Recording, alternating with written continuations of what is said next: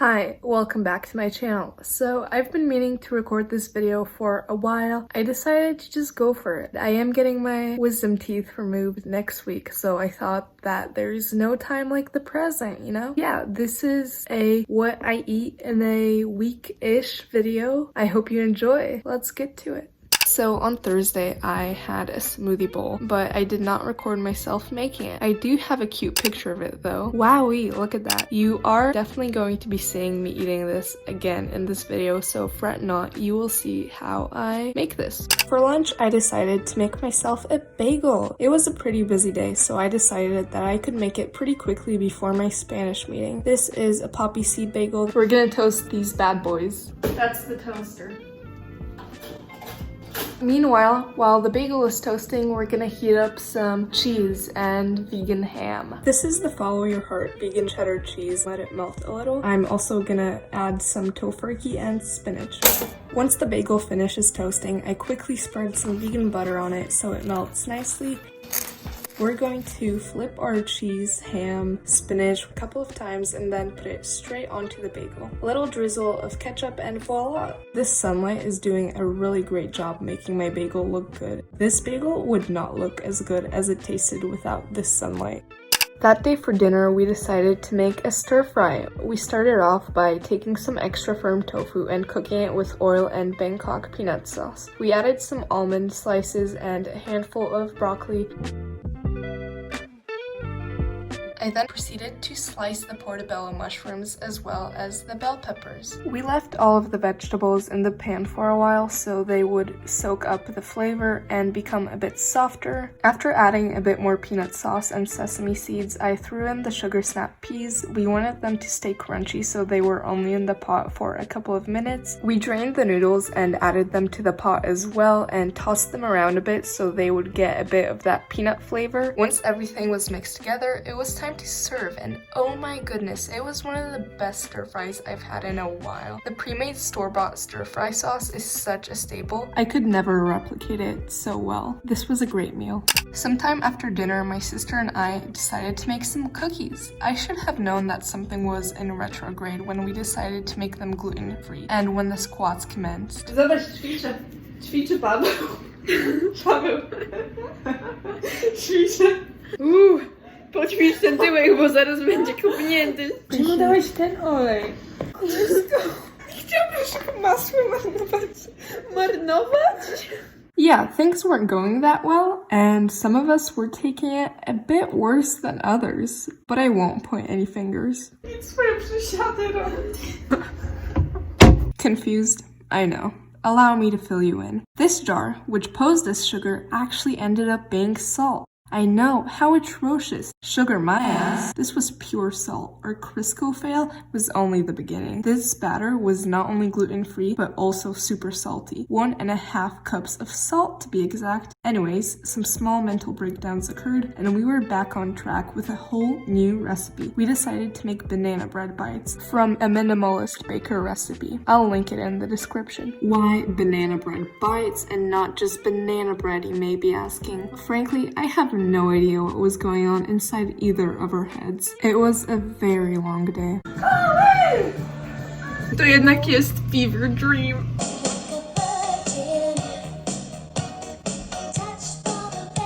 To jest nasz ulubiony Cooper Anderson. We prepared our bite-sized cookies for baking.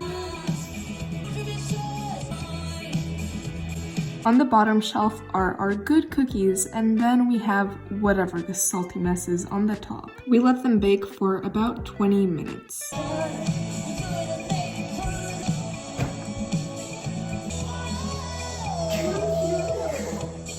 This is how the cookies turned out. They were a bit burnt, but that did not stop them from being pretty good.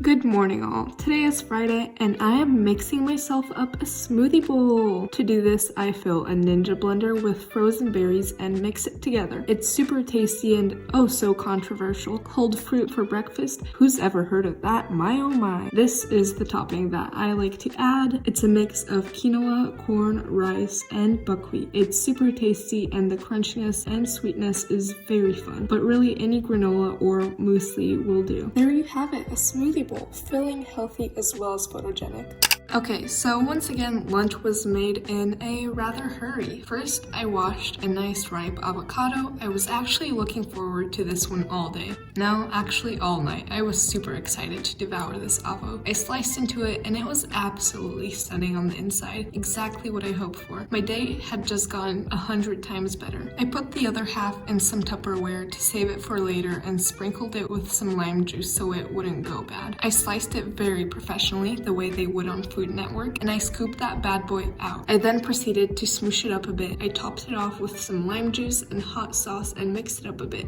I then opened up a can of garbanzo and strained them. FYI, the garbanzo liquid aquafaba is great for baking, so save it. I threw the garbanzo onto a pan, added some olive oil and paprika, and tossed it a bit. After washing them, I sliced some bell peppers and added them to the garbanzo. Meanwhile, I heated up a tortilla and spread my guac on top of it. I know, I'm doing this kind of quickly and very aggressively, but I had a Spanish meeting in literally 3 minutes. Once the garbanzo and the peppers finished simmering, I took them off the stove and served them on my tortilla. Additionally, I took some of this vegan cheddar and very quickly heated it up. It tastes so much better when it's melted than when I try to eat it cold. I folded the burrito to the best of my abilities, and that's it. That's my 10-minute vegan burrito recipe. It turned out very good. The garbanzo became crisp and the guac was so fresh. And I even made it on time to my Google Meet, so that was kind of nice. That day for dinner, I decided to make myself a mug cake. What I did first was I took 3 tablespoons of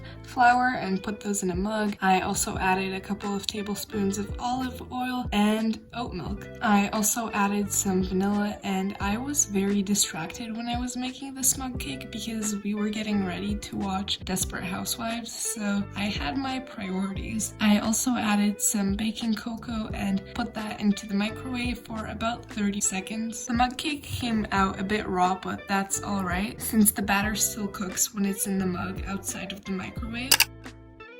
The next day for breakfast, I decided to make myself a parfait. What I used to make this was this almond milk silk vanilla yogurt. I just took about 6 teaspoons of that and I topped it off with some granola. This is homemade granola. We actually baked this a couple days ago. And I also microwaved some frozen blueberries to just top off my yogurt. And that's the recipe. That's my little blueberry parfait. It's very good. For lunch, we decided to have a frozen pizza, but we wanted to make it a bit more interesting, so we added some of this vegan cheddar cheese. We also added some other toppings, including spinach and bell peppers. We just baked that for about 10 minutes. It came out of the oven looking very beautiful. The crust had risen, and it was just a very good freezer pizza.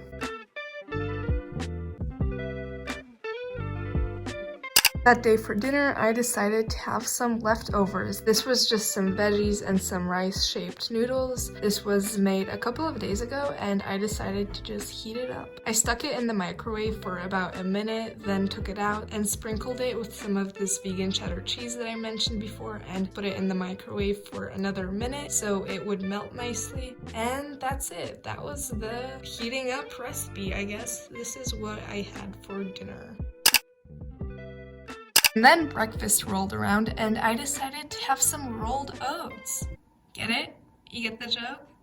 No? Okay. I combined half a cup of water with half a cup of oat milk and half a cup of oatmeal. I threw in a banana so it would add some sweetness. I mashed it up a bit. I also added some blueberries. These were frozen, and I microwaved it for about a minute or 2. I know this is not the most beautiful breakfast, but it was very good and very filling, so there you have it. That day, I also decided to make myself a latte. I threw an ice cube into a glass, poured in some Chobani oat milk. This is my favorite one when making lattes, and I topped it off with a freshly brewed espresso. I mixed it up a bit, and I decided that it just wasn't sweet enough, so I added some of this maple syrup. Mixed it up some more, and I had the perfect latte. Sometime around lunchtime, we decided to try out this collaborative vanilla vegan yogurt that my dad found at the store, and it was kind of strange. Trochę smakuje jak sour cream.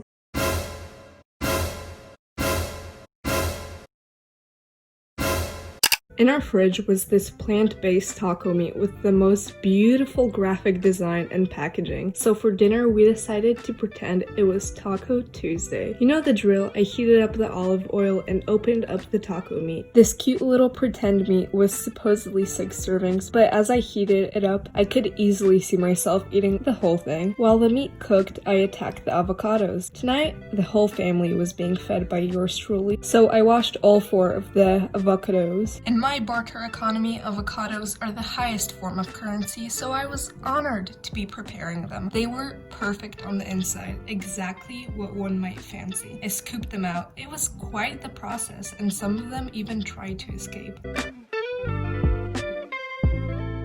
I smooshed them up and, you guessed it, added the hot sauce. My sister cracked open a cold one, aka a mysterious can of cream of corn. I helped it out a bit and added some paprika. We heated up our tortillas and melted the vegan cheese. This was our beauty of a spread. The cream of corn still looked a bit suspicious though. I spread the cheese on my tortilla, which someone had bitten into. To this day, I cannot tell you who did this to my poor Tia. Then I added the meat, guac, and some chips, and that was my Taco Tuesday. For breakfast, we decided to make ourselves a smoothie. We combined frozen bananas and some strawberries in a blender and then added some coconut water. We mixed it up a bit until it was nice and smooth and topped it off with granola. This was the final result. This was my cup of smoothie and granola. When my mom was coming back from work that day, she picked up a baker's dozen of bagels, and I was ready to devour every single one of them. I toasted a cinnamon bagel and topped it off with some tofurkey spread, which is my favorite vegan cream cheese ever. I also used some of this strawberry jam, and that was my lunch. For dinner, we decided to go with an Italian-esque palette. I peeled a portobello mushroom, heated up the olive oil while my sister did the slicing and dicing. We combined onions, mushrooms, and bell peppers in the pan and asked Alexa to play some Italian music to get in that pasta mood.